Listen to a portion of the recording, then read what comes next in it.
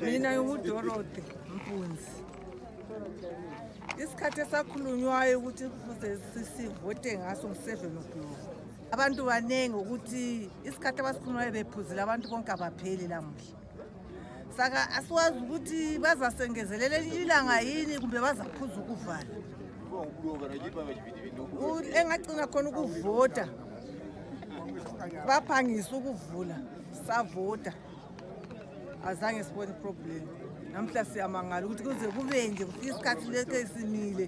Abanye bacelile emsebenzini uyafika xothwe, omunye uzachiya engavoti. Ngoba ngaxothwa emsebenzini asoze ahamba etshela ukuthi mina ngaphuza ukuvota ayikomphuzo emsebenzini.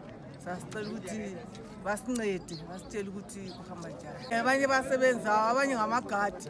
Silabo khona apha bacelile lokho befonelwa bebuza ukuthi kanti ungaphi lokhu selayinini yini uthi yena lokho endelani uyabuza ukuthi kunamba bani.